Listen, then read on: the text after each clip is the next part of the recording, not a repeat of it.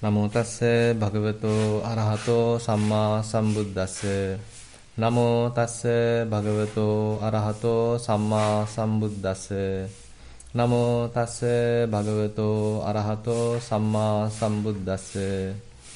Anapanasati bhikkhave bhavita bahuli kata mahappala hoti mahanisansati.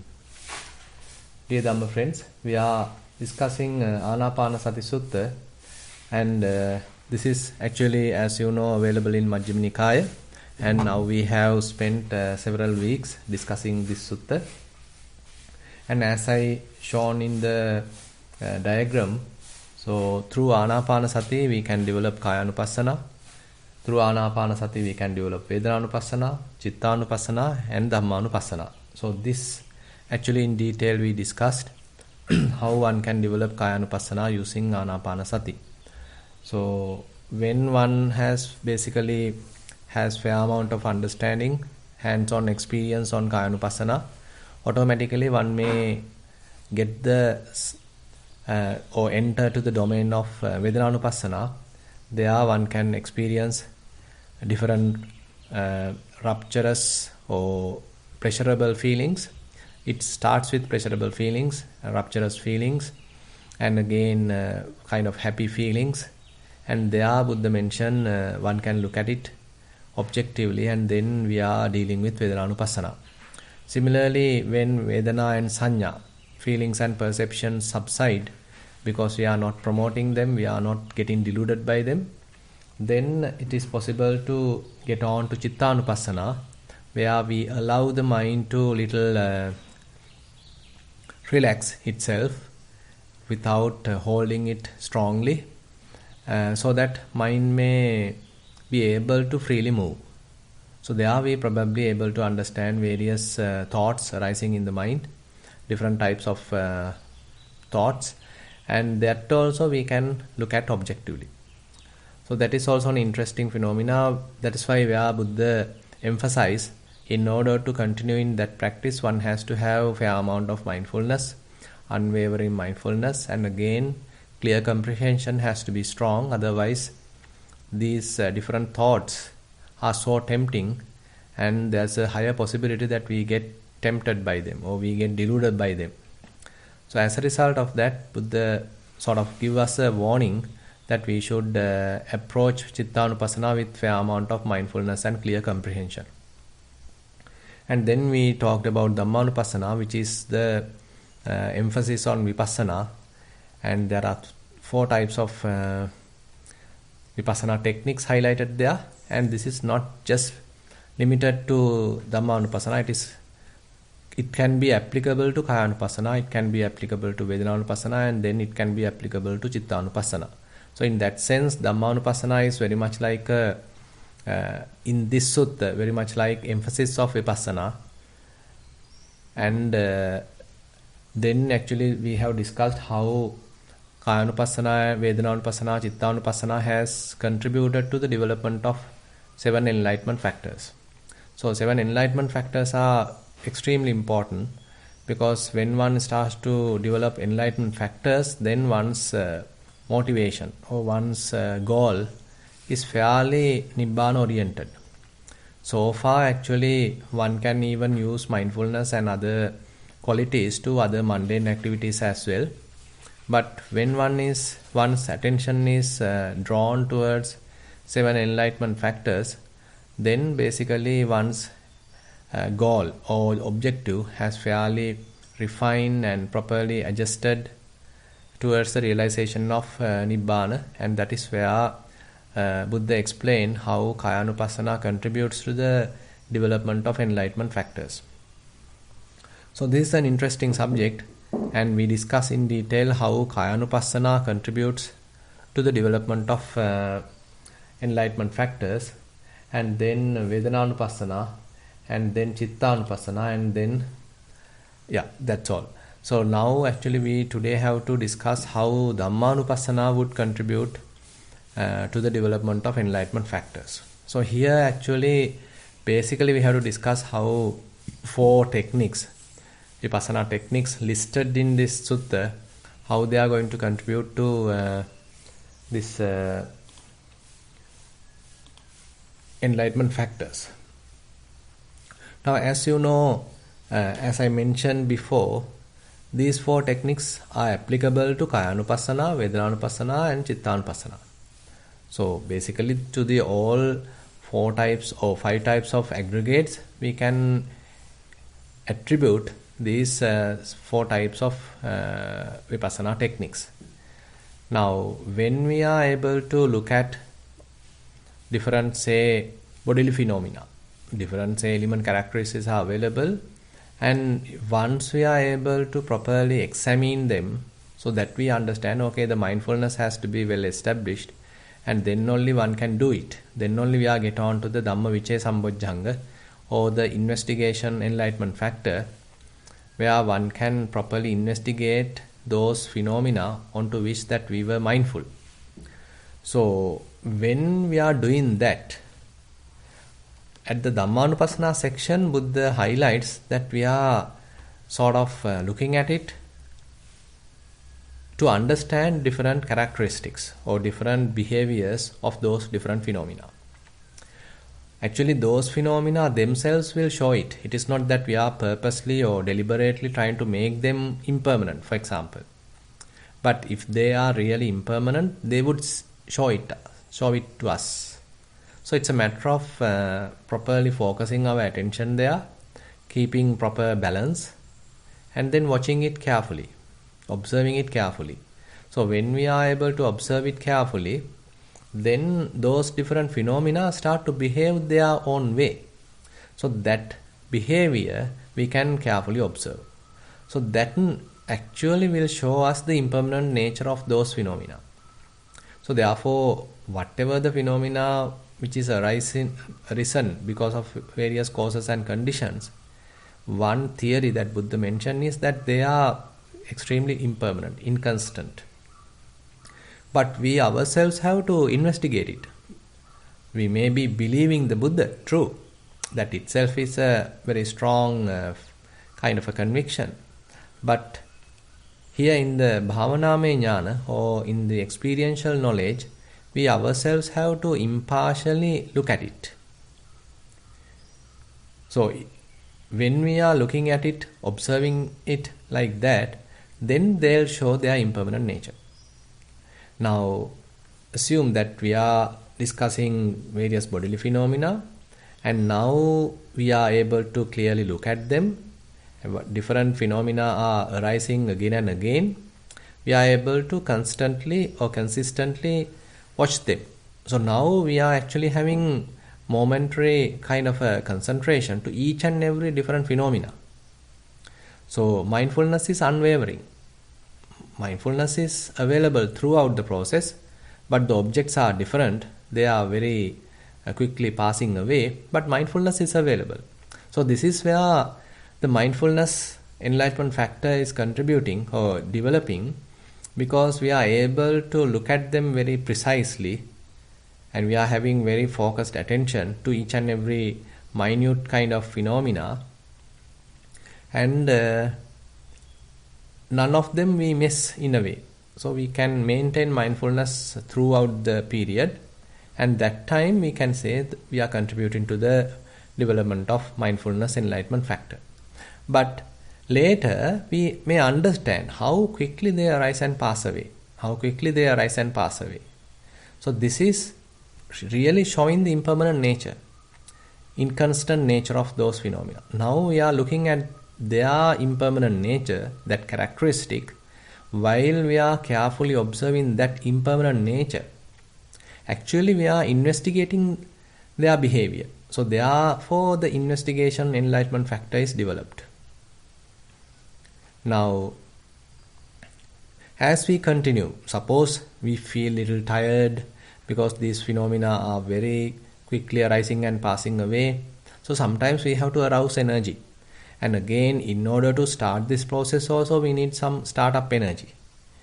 And because we have to refine our attention, we have to carefully look at it, we have to have a very precise focus. So this all requires a fair amount of effort. So that is contributing to the effort enlightenment factor or energy enlightenment factor. So once we have come through that, and when we are able to do that successfully, then probably when we are able to look at it carefully and how they are inconstantly arising and passing away, or how they are inconstant and how they are quickly arising and passing away, there is a type of piti, rupture, going to arise. So this is very beautifully mentioned in even Dhammapada. Buddha mentioned when someone is able to look at different phenomena, how quickly they are arising and passing away, kind of an inhuman type of piti, kind of an inhuman type of pleasure is going to arise. Because this is not something we are typically examining.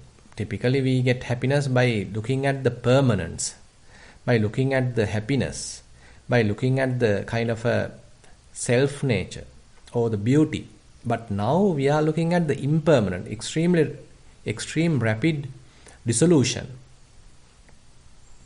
But Buddha mentioned if one is well attuned to that and looking at it carefully, inhuman type of pleasure is going to arise. Amanusi rati hoti passato udayabhaya. So Buddha mentioned in Dhammapada.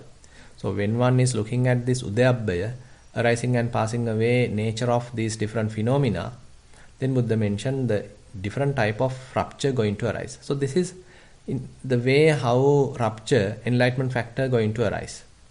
Now, when one is having such kind of a rupture, so it may contribute to the passaddhya as well. So when things are going on and on, one is carefully looking at it. There is nothing much to do now. Things are happening smoothly. You are very attuned to it, and each and every phenomena you can look at it properly, and so your energies now can be balanced. As a result of that, passaddhi or the tranquility enlightenment factor would be developed. So when tranquility enlightenment factor is present, Buddha mentioned, whose body is tranquil and who on whatever occasion the mind becomes concentrated in a bhikkhu whose body is tranquil and who feels pleasure, on that occasion concentration enlightenment factor is also going to be developed. Now, as we discussed earlier, concentration to be developed, so your body has to be quite comfortable. Your mind has to be quite relaxed, comfortable. So that is available now. So the concentration is now going to be developed. Actually, the concentration was available from the very beginning because we are able to precisely focus our attention to each and every phenomena. But now it's a different type. Now we are able to look at the whole thing like even a kind of an overview, and therefore a different type of concentration, kind of evolved concentration can be developed. Previously we have very precise momentary kind of concentration, but now we can look at them objectively as a group, as an overview, and therefore we can have another level of concentration. And when things are happening in that manner, so we can have equanimity because nothing to do. Things are constantly arising and passing away by themselves, and we are quite evident it is impermanent. And we have nothing to do. We simply have to observe it, simply witness the whole process. So we have equanimity, enlightenment factor going to be developed. And if we consider the other part, say now actually I have explained anicca-anupassi, seeing the impermanent nature. Similarly, we can explain viraga-anupassi. Now, viraga-anupassi literally means we are looking at it dispassionately. At the beginning, we may not have that. So, what we have is to understand the impermanent nature. Things are quickly arising and passing away. We are able to look at them objectively, and we are constantly look at it, as I explained just now. Assume that someone is looking at it for a long time.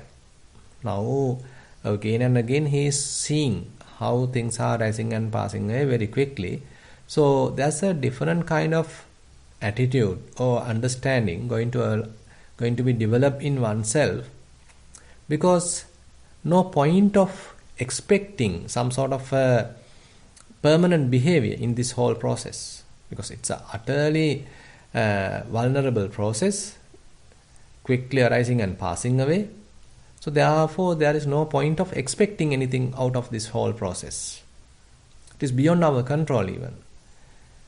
So then how are we going to have a kind of a passionate feeling about it? Instead we are going to have a dispassionate feeling or dispassionate attitude towards this whole process. Now you are very much like letting go. So you are now allow the process to happen, rather than you trying to interfere or interfere the process. Now you let the process to happen by itself, and you are looking at it objectively, dispassionately.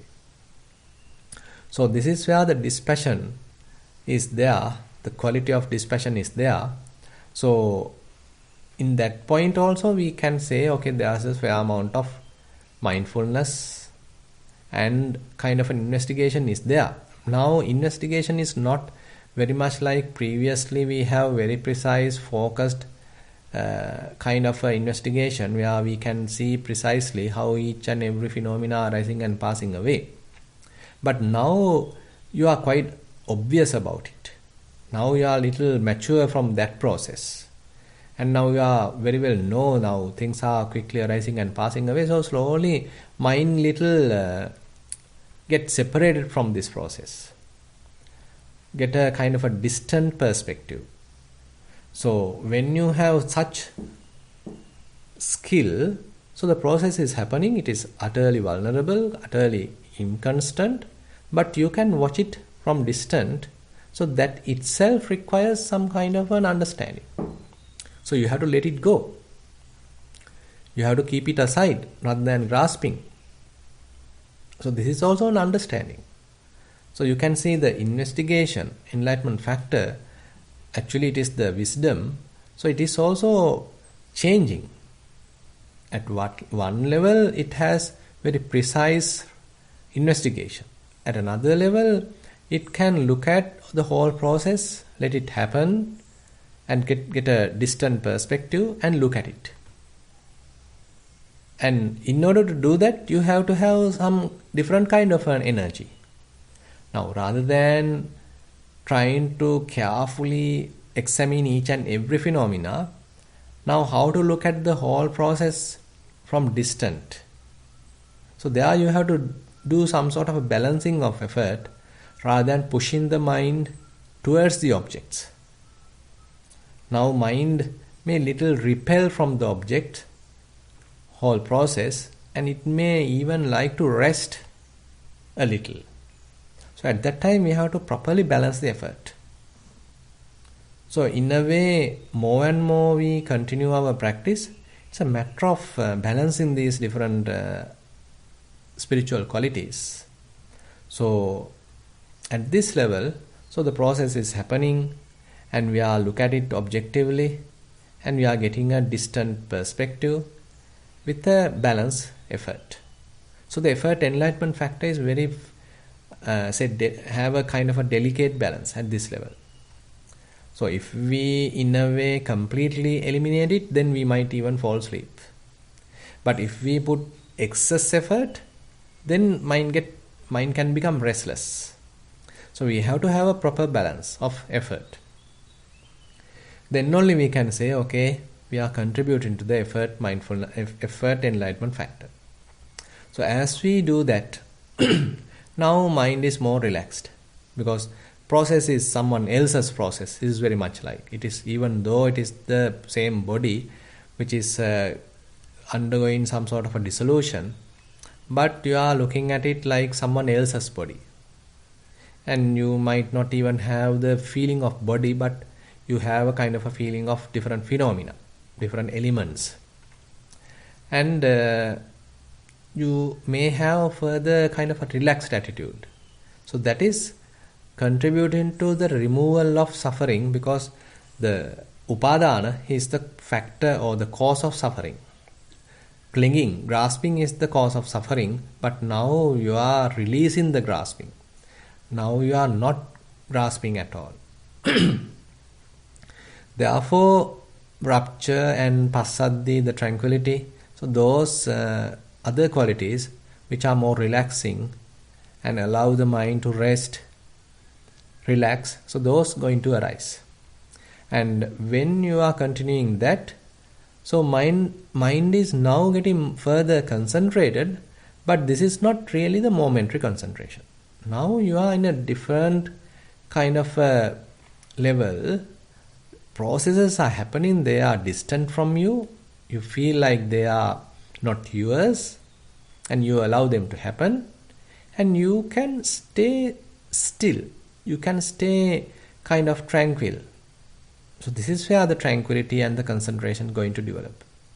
Now, little taste of samatha might be available there, because in the vipassana, when we typically consider, we think of very precise attention, momentary concentration. But here, so processes are happening, but you are not getting involved with them, and you don't need to recognize each and every phenomena. You get a little distant perspective and looking at it. So mind get concentrated, but very much like samatha concentration. But actually this is vipassana. So the concentration is also evolving. Now when things are happening like this, again you doesn't need to do anything. So you simply have to watch it. So the equanimity, enlightenment factor is present. Now if we consider, say, the third one, nirodhanupassi, how things are arising and passing away. Now different phenomena are arising, but you are looking at the passing away cycle closely.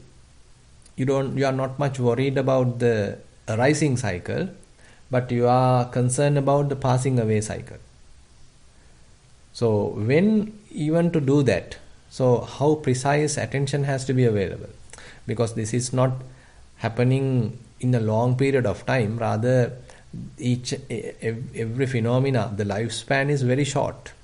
Now in order to understand the passing away part, so your attention has to be very precise, very sharp. So the investigation, mindfulness has to be very precise, should be available. So those enlightenment factors are therefore going to be available.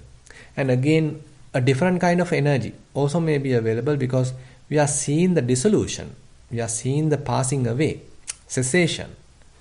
So without getting afraid of this whole thing, without getting repelled from unnecessarily, without giving up the whole process, so you have to continue the practice. Because now don't think that this is happening only during your cushion at the, say, sitting session. Now after the end of the session, you may even have some kind of a dispassion available in your mind. So that also has to be handled, that also has to be managed. So effort has to be handled, managed. And even some yogis are actually reporting, even when they are out of the meditation, when they are looking outside, they still see the dissolution, they still might see the cessation. So without getting disturbed by that, so you have to have a very healthy mind, without getting to any kind of an extreme, without getting depressed. You have to have that mental health, proper mental health. So this is where the enlightenment factors has to be properly balanced. And as we progress, so when one is seeing the cessation, so more and more elements, suppose since we are more talking about the Kayanupasana, if we consider this cessation of various elements, so once they cease, there may be an absence of phenomena. Our mind is not interested of looking at them. So at that time we should not push the mind to those investigation. Rather we have to allow it to rest, or allow it to relax. So the tranquility and the say concentration is going to be available.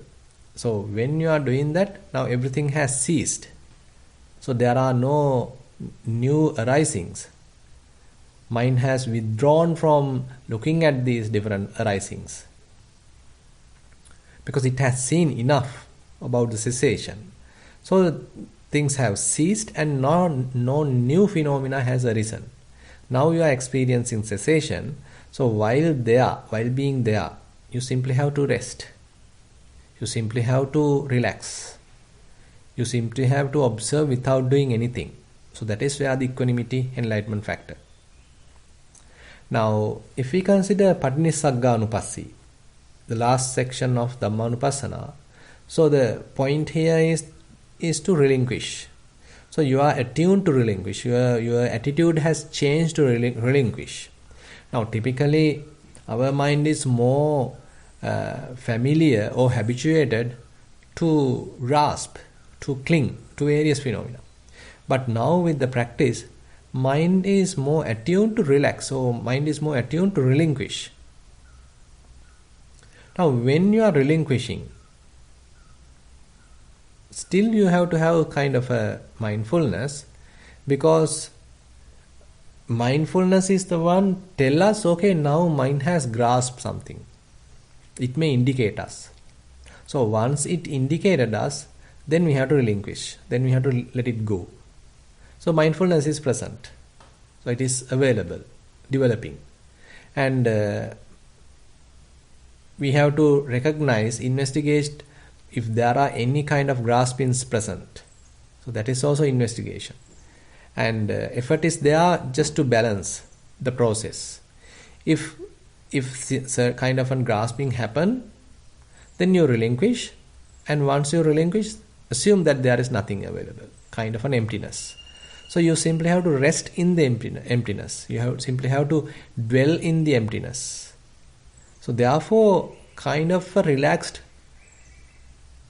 energy is available, relaxed kind of a happiness is available, tranquility is available, concentration is available. And simply you are being there, just be, that is the equanimity is available. Now similarly, we can say if we are applying these four techniques to Vedananupassana, the similar approach is available. Now instead of different elements, now we have different feelings. Now if there are pleasurable feelings, typically what happens is that we get absorbed by them, or we simply possess them. We want to have them more and more. We simply grasp them. But now when we do Vedananupassana, we know that we have to look at them objectively without grasping them, and we are looking at them from distant. And when we do that, we may even understand the impermanent nature. How quickly these pleasurable feelings arise and pass away. It is not the kind of a single pleasurable feelings, but as we are closely look at them, so we may understand it may be 5 pleasurable feelings, it may be 10 pleasurable feelings, maybe 50 pleasurable feelings, like that. It's a bunch of pleasurable feelings, group of pleasurable feelings. There are each and every minute pleasurable feeling may arise and pass away.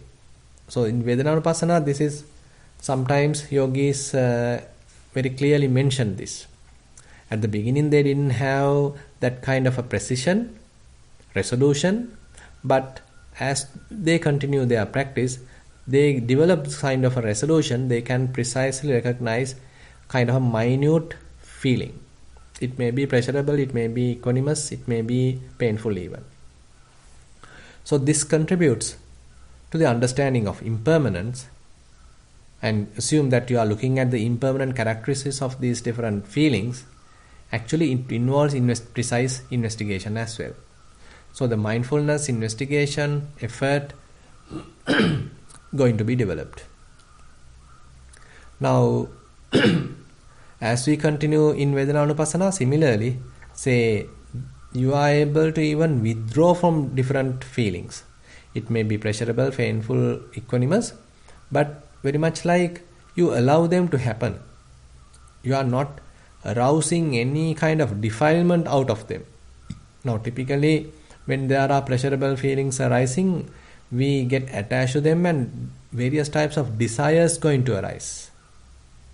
And if there are painful feelings happens, we are trying to get rid of them, and kind of an aversion going to arise.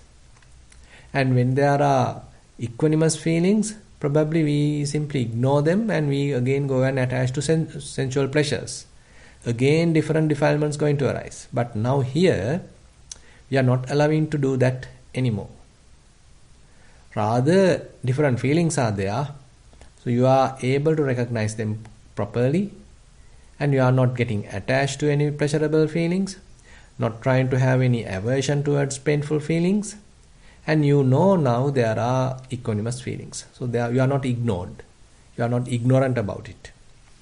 So wisdom is there. Investigation is there.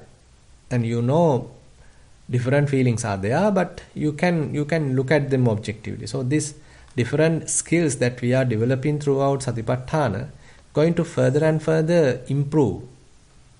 So the investigation is improving. Effort is well balanced. And some kind of a energy or some kind of a happiness is available. Detached happiness, not involved kind of happiness. So mind is getting relaxed. Feelings are there, and they also, since we are not promoting them or since we are not grasping them, they also start to fade away. That is where the fourth part in the, say, Anapanasati section, Passambhayan chitta sankharang asasisamiti sikkati. So you allow those different kinds of feelings and perceptions to calm down, to relax. So at that time, actually, you are maintaining proper balance and you have kind of a distant look and simply equanimously you are looking at them. And now things have very much ceased. And if there are new feelings arise, you are attuned to let it go. Relinquishment. Parinissagganupassi. And there may be different feelings, but you are not grasping them or you are not getting repelled by them. So you have kind of a dispassion. So you can see now these four kinds of Vipassana techniques. Aniccanupassi, Viragaanupassi, Nirodhanupassi, Parinissagganupassi. So they have some very much kind of a linear relationship as well. So when you see impermanent nature, more and more, you become dispassionate about them. And now you even see how they cease. You are not worried about their cessation because you know that they arise to cease. And now you are further attuned to let them go, relinquish. You are not bothered about their cessation, and you are ready to let them go. You are readily relinquishing. So the relinquishment is kind of a mature level of understanding. So now rather than habitually grasping, now mind is more sort of trained to relinquish. Now interesting part is available in Chittanapasana, where you are able to look at different thoughts. And looking at different thoughts, how they are impermanent. In order to understand this, so you have to allow the mind to little play. That's why I last time also mentioned, if you are maintaining your mind in a higher concentration, it may not get any kind of a thought. So it may be thoughtless. But now in Chittanapasana section, actually we relax our concentration because we are now confident that we can handle it. And our clear comprehension is so strong. And we are confident that we may not get deluded by these different thoughts. We have to take that risk. And then assume that different thoughts are arising and you are able to look at them. And when you are looking at them, you are not promoting them. You are not feeding them. Suppose there are lustful thoughts arising. These lustful thoughts are so enticing, so kind of producing some kind of pleasure. Typically what happens is we get deluded by them. We getting attracted to them. And we start to promote them. We start to feed them. So that is how lust going to develop, grow. But now here, with wisdom, so you know this is a lustful thought. I should not play with it. I should not promote it. Rather, I have to objectively look at it. This is a lustful thought. Now, if you are able to wisely do that, then it will quickly pass away. And you may even understand it is not a single thought. There may be little additions then and there that you are trying to do. That you are trying to add, say, different signs, different interesting parts to the picture, your own perceptions to the picture, your past experience to the picture. So very much like your mind is trying to weave a net. But with wisdom, when you are looking at the process, you are not promoting that process. So different parts start to collapse. So they start to fade away. So you may understand this lustful thought is impermanent. There may be other thoughts arising that also impermanent. They come and go. They have the nature to come and go. So this understanding actually represents their impermanent nature. So in order to understand impermanence through your thoughts, so you have to allow them to come and go. They due to various reasons assume that they are arising, but you are not promoting them, you are not feeding them, you are not getting deluded by them. So naturally they will cease. So they have the inherent characteristic to cease. They are not coming to stay. They come to go. So that is a very interesting insight that one would have. Because typically what happens is when thoughts arise, we consider then that they belong to me, I have to react to them, they are so interesting, I have to act upon them. So likewise we have wrong misunderstandings. But here we are, as much as possible, we are trying to look at them objectively. They are coming, but we are not reacting. We are not getting deluded by them. As a result of that, quickly they start to fade away. Now you see the impermanent nature. Now, in order to have this understanding, so definitely you have to have a fair amount of wisdom. So this is where the investigation, Dhammavicaya, has its kind of an evolved levels. So it is not merely investigating different phenomena. Here also different phenomena is available, that you are correctly understanding different types of thoughts, lustful thoughts, jealousy thoughts, say loving kindness thoughts, faithful thoughts, different types of thoughts you can even understand, that is also there. But to maintain kind of an integrity without getting deluded by these thoughts, so that is a very higher level of understanding. Rather than promoting lust, for example, rather than promoting anger, how are you maintaining your wisdom not to get deluded by them? Look at them objectively. So this is higher amount of wisdom. This is actually investigation. Investigation in the sense the Dhammavicaya. Dhammavicaya has now developed into a different level. And so you are maintaining some amount of energy also, because if you put too much energy, thoughts may not arise. And if you have too less energy, probably you might lose the balance and you getting attracted towards these thoughts. So very delicate balance has to be maintained. So the energy enlightenment factor. And assume that thoughts are arising and passing away, and there may be even gaps, absence of thoughts.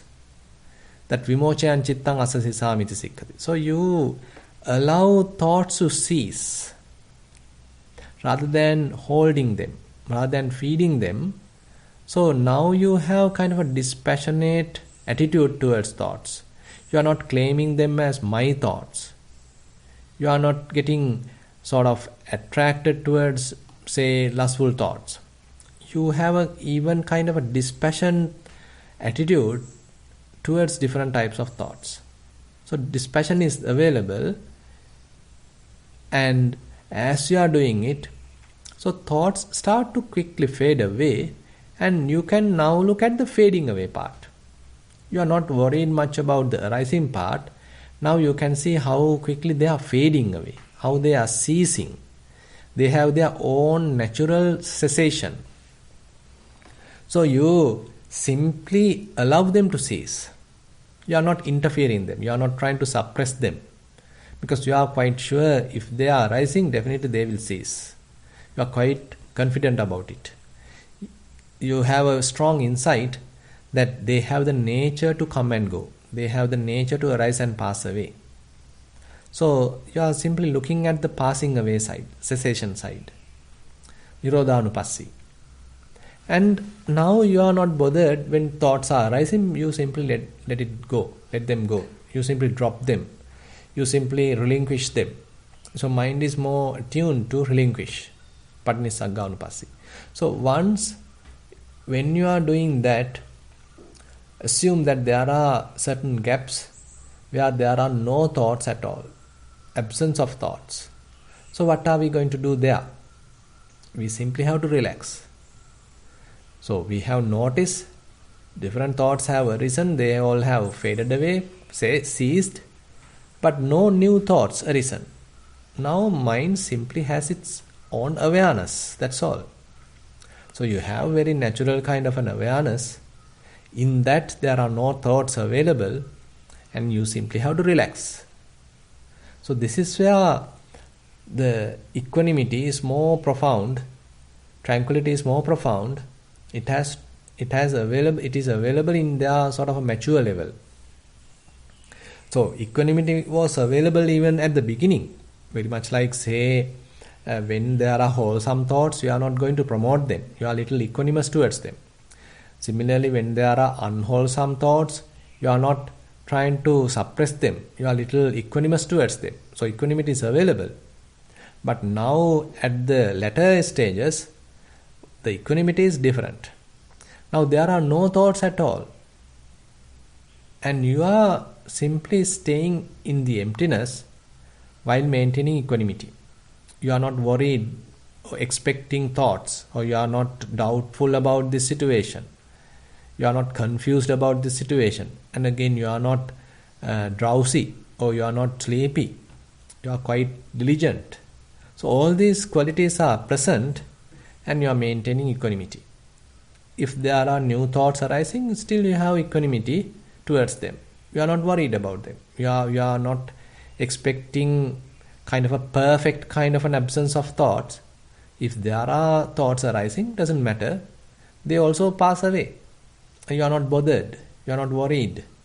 You simply maintain equanimity. So it's a very balanced kind of an equanimity that one is maintaining.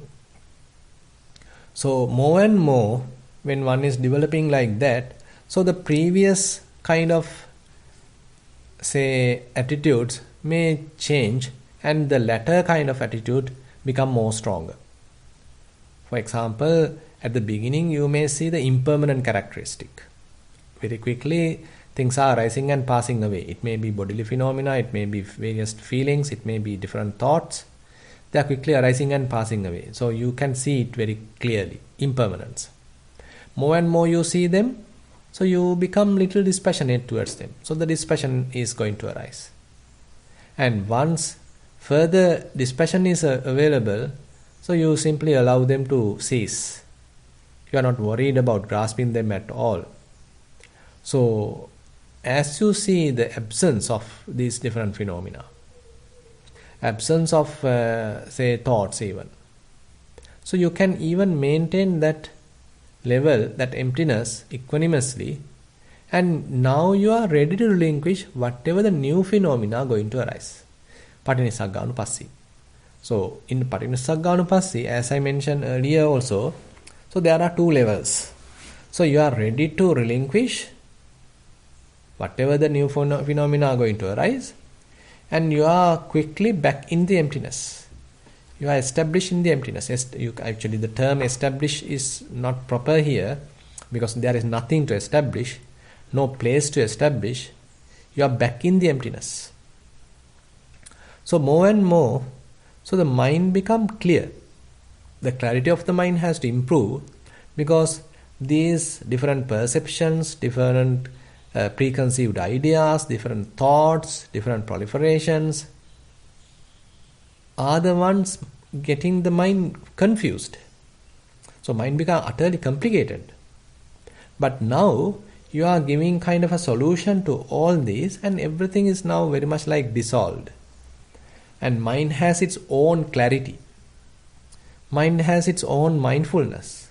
It is not kind of a deliberate type of mindfulness, rather it's a relaxed, effortless mindfulness. And wisdom is there. It is not that you are kind of absence of thought does not mean that you are absence of wisdom. Because of wisdom that you are not grasping. Because of wisdom that you are even relinquishing whatever the things arising. So when you are in the emptiness, so fair amount of wisdom is present. And likewise, so we can see different enlightenment factors are present, and now actually we have to develop them differently. And that is what Buddha mentioned in the last section of this sutta. And I thought of discussing this in the next week, because now further you have to continue a practice, but in a different manner, not like before. Now previously we were doing our meditation, but now we allow meditation to happen. Other than we do anything, we now change our attitude. And now we are more into the being mode rather than into the doing mode. So with that, I like to conclude today's Sutta teaching session. Now I like to open the session for questions.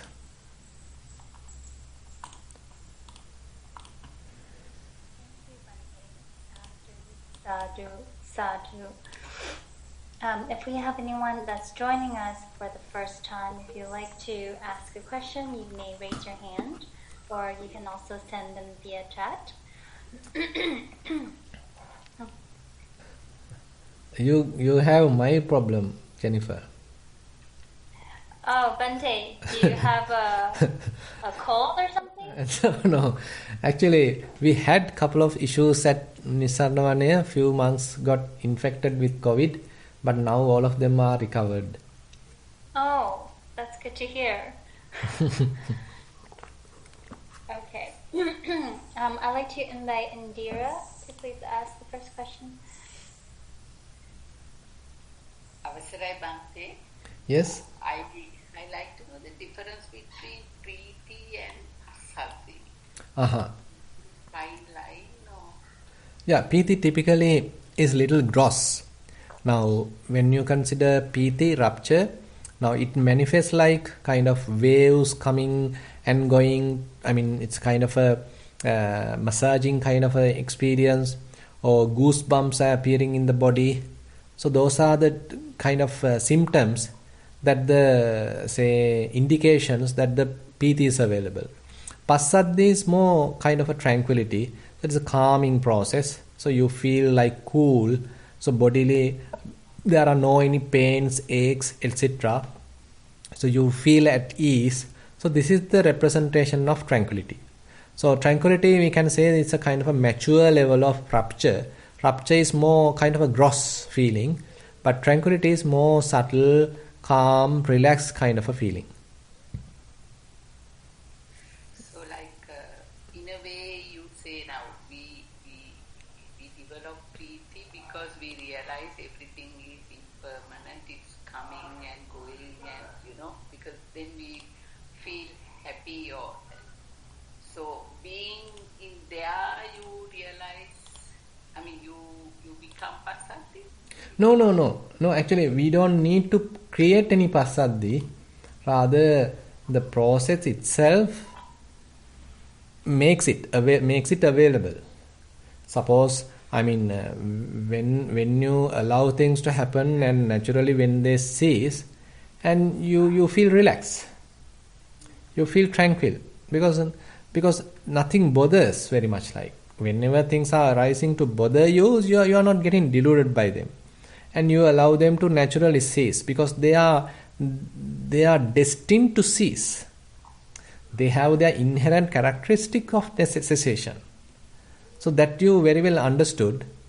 So therefore you can rest. You can take the back seat. And when you are at the back seat, you are more tranquil, because you don't need to worry about, say, about the signal lights. You don't need to worry about, about the other vehicles, because the driver is taking care of it. Very much like that. So you are more relaxed, more tranquil. Like it's like that calmness and then emptiness and all that you realize, right? Yes. Okay. realize, and again you may experience. Yeah, Dangerous, yeah. experientially you know, okay, now mind is empty, there are no any thoughts available, so I simply have to relax. Because now point here is, now we were in a domain where every time thoughts or bodily phenomena or what else, say different feelings are available, but now here they are absent, and they might even available but mind is not bothered about by them. Now it does not mean that we don't have any feelings at all, but mind is not interested of kind of involved with them. Mind has kind of a dispassionate attitude towards them. Mind has withdrawn from them. Mind has its own kind of a say seclusion. So in that seclusion, mind is resting. So that is what actually Buddha highlights in the next section. So one has to further develop these enlightenment factors while dwelling in that seclusion, while dwelling in that resting place, rather than actively looking at how different phenomena are arising and passing away. Now mind has realized kind of a resting place which is more peaceful and which is capable of having no phenomena at all, grasping no phenomena at all. So mind is resting there for long time, as much as possible. So therefore Buddha highlights that one has to further develop enlightenment factors in that manner. So it's a more relaxing kind of a practice rather than actively doing something.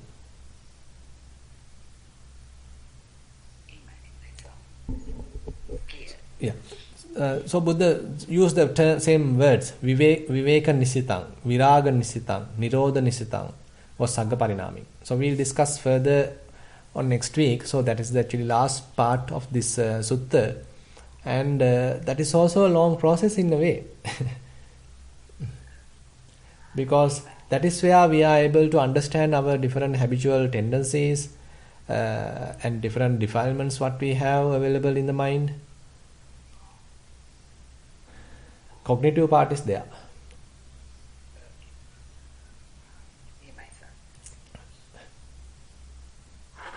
Thank you. I'd like to invite Chitta Devi for the next question, please. Thank you, Jennifer.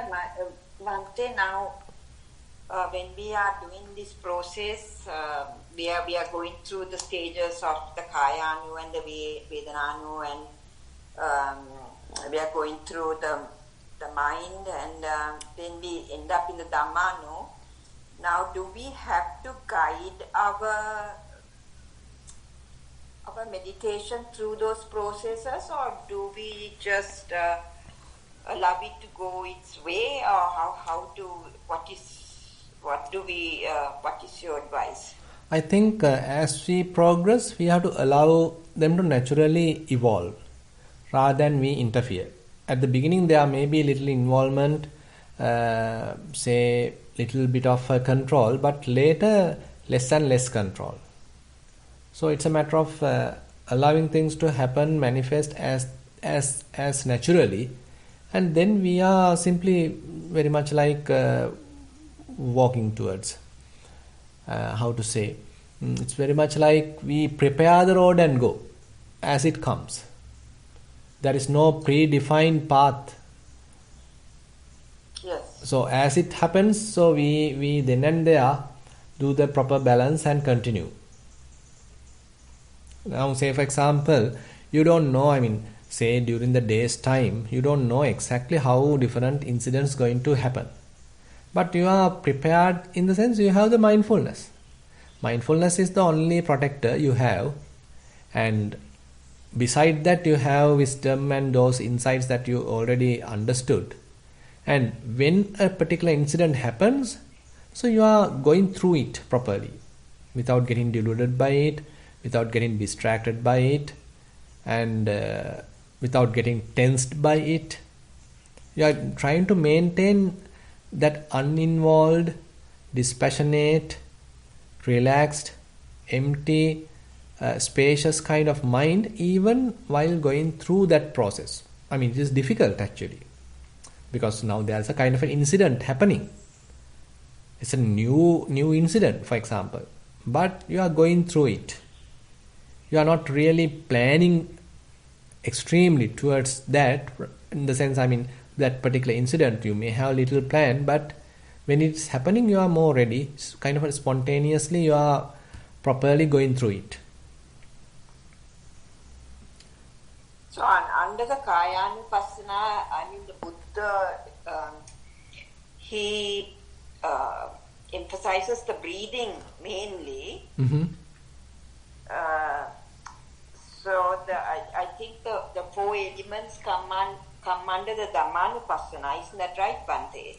Actually, now if you consider Satipatthana Sutta, four elements are also in the Kayanupassana, because four elements are bodily phenomena, and therefore it is in Kayanupassana section. But here actually elements are not highlighted because the theme of the sutta is Anapanasati, mindfulness on breathing. So you may go through different levels, but every time Anapanasati is available as a kind of a refuge whenever it is you need it. And Anapanasati is the kind of the background process available, and that is your, say, Mula Kammatthana, or the primary element, primary object that you are always using in case you are troubled, in case you have any doubt.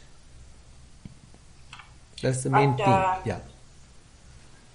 Even the four elements, under the four elements, we can see the air element quite clearly, obviously. We don't have to look for it. Yes.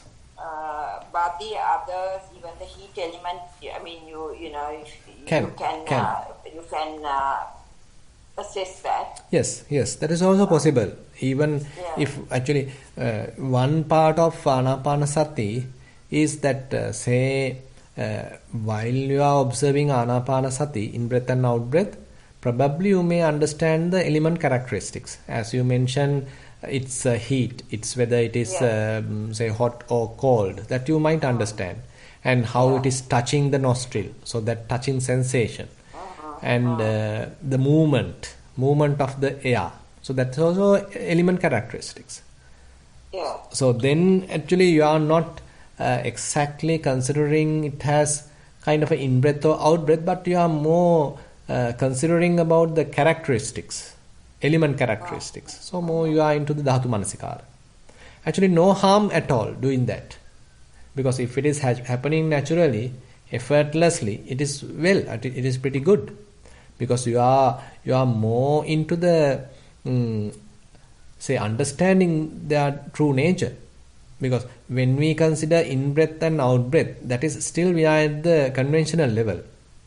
That is a name that we are given. But more precisely we observe, so we may understand movements of air, and we may understand, as you said, the air element, how they are moving, and as you said, the temperature, that is the heat element, and the touching, so that may be the Patavi, the earth element. So likewise, I mean, if we are capable of understanding those element characteristics, that is really good. Because even the whole body, as we go along, Bhante, we can feel the whatever we are doing, whether we are doing a Kayanupassana or whether we are doing the Anapana or the four foundation of mindfulness, it merges one into the other anyway. Yes. In the Anapanasati, Buddha goes on to talk about the four foundations anyway.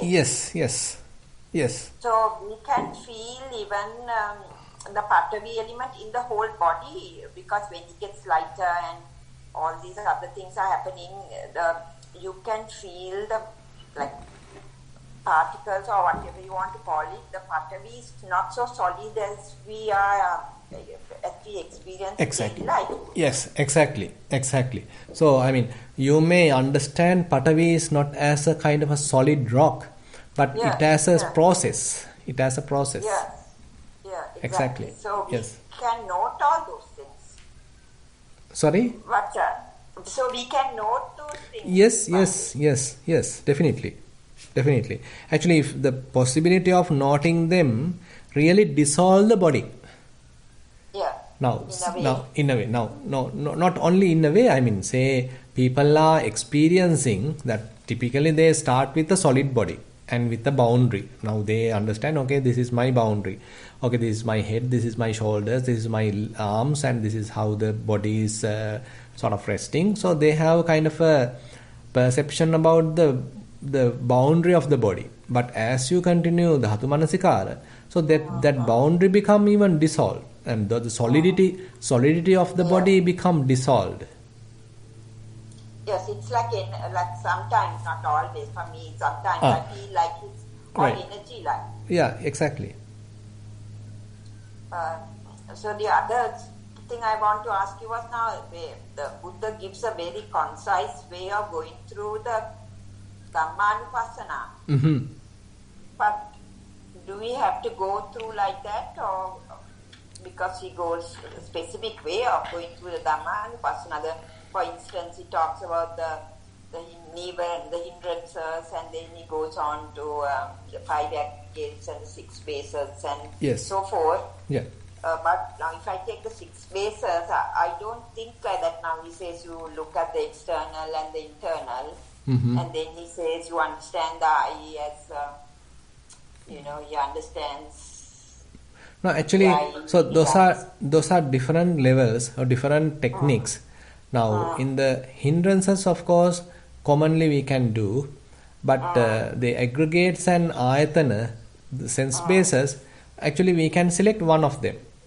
Because for some people, ayatana is more convenient. For some others, aggregates are more convenient. So therefore it is not a must to do both. And everything. And again you can see in the Anapanasati Sutta, Buddha hasn't mentioned those categories at all. No. So what is mentioned is simply the Vipassana techniques, Aniccanupassi, Viraganupassi, Nirodhanupassi, Patinissagganupassi. So those are the attitudes that we are maintaining and how we are looking at whatever the process. Process may be different. Now in the Nivarana Pabba, Nivaranas are the object. And in the Khandha Pabba, aggregates are the objects, and in the Ayatana Pabba, sense bases are the objects. Now, whatever the object, now Buddha simply give us the recipe. Okay, you look at them as impermanent, you look at them as dispassionately, you see their cessation, and you maintain an attitude of relinquishment. So, different phenomena may be available, but the type of phenomena is not the important thing. What kind of attitude that you are developing inside the mind, so that mind is not grasping. So actually the ultimate goal is to reduce the grasping and release the mind totally from grasping. Now very, very essence, if we consider in Satipatthana, that is the last statement of the Buddha in each section, Anisitocha viharati nachakinchi loke upaditi. So the whole practice is ultimately taking us there. So now you are ready, you are capable of living without grasping anything in the world. So that is very much the crux of the practice.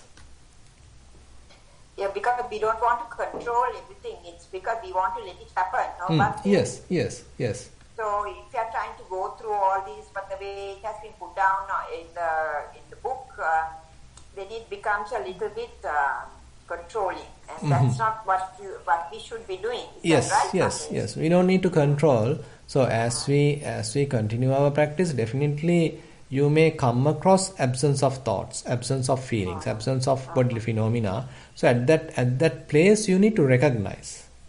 So that is a kind of a turning point in your practice. So you need to recognize, you need to appreciate it, and later you need to use it as a kind of a base or a reference to the further growing of your practice. So that is what emphasized in this sutta as the 12th step. That is vimochayan chittang asasisamiti sikkati. So at that time bodily phenomena have fairly ceased, feelings and perceptions have fairly ceased, and now you are allowing to cease these sankharas, mental formations as well. Now when all things have ceased, so mind is simply released. So one has to recognize this release, this freedom, and that freedom is further emphasized, further strengthened through the 4 Vipassana practices explained at the latter Dhammanupassana section. So it's a kind of reinforcing that freedom. Yeah, that's what you just now you explained, Anicca, Yes, Vipassana, exactly. Nissarana, and Yeah. Yes. and Yes. Patisittanupasana. Yes. Yes.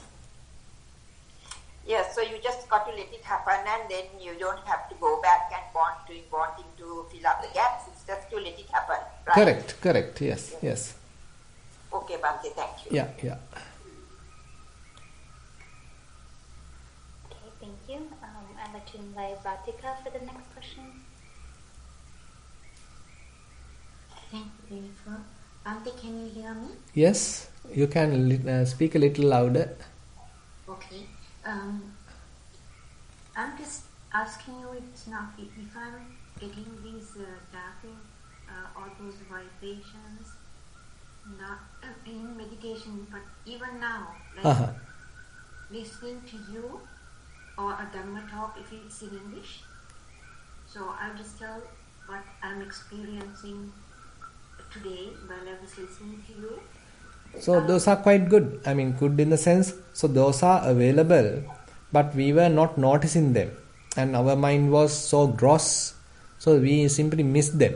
But now with the practice, our mind is fairly refined.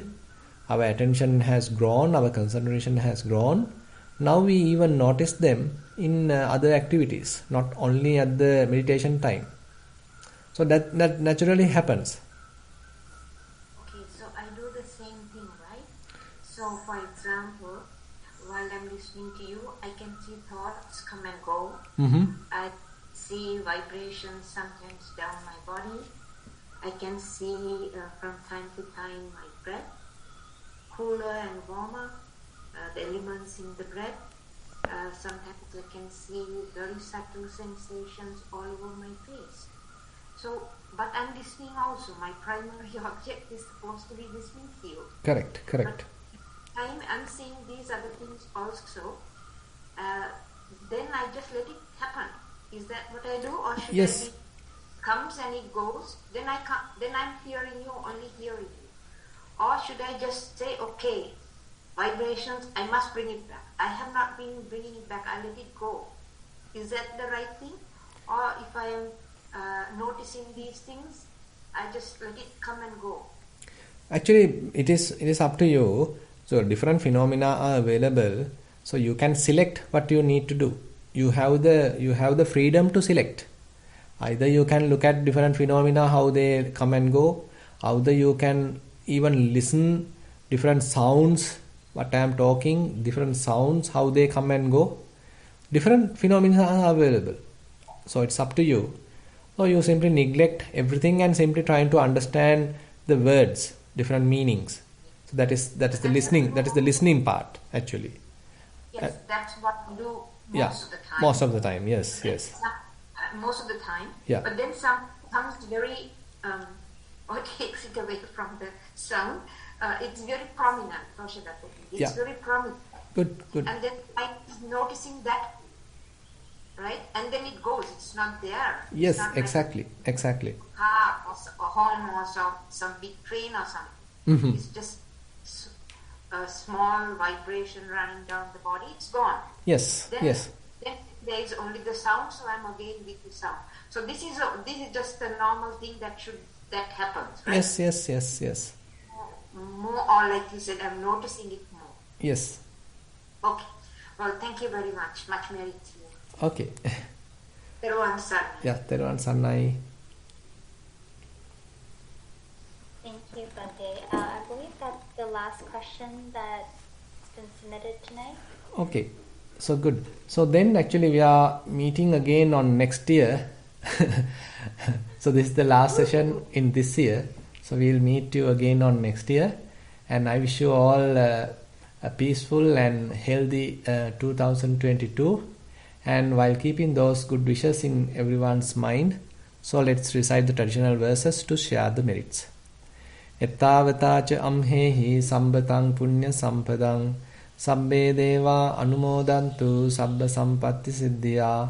Ettavatacha amhehi sambatang punya sampadang sabbe bhuta anumodantu sabba sampatti siddhya. Ettavatacha amhehi sambatang punya sampadang sabbe satta anumodantu sabba sampatti siddhya. Akasattha ca bummattha devanaga mahiddika punyantang anumoditva chirang rakkhantu sasanang. Akasattha ca bummattha devanaga mahiddika punyantang anumoditva chirang rakkhantu desanang.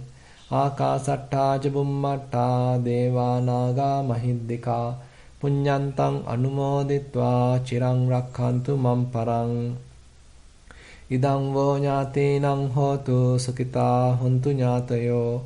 Idang vo ñātīnaṁ hotu sukitā huntu ñātayo. Idang vo ñātīnaṁ hotu sukitā huntu ñātayo. Imina punya kammena māme bāla samāgamo satang samāgamo hotu yāva nibbāna pattiyā.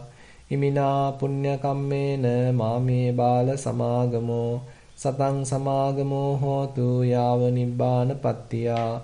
Imina punya kammena māme bāla samāgamo satang samāgamo hotu yāva nibbāna pattiyā.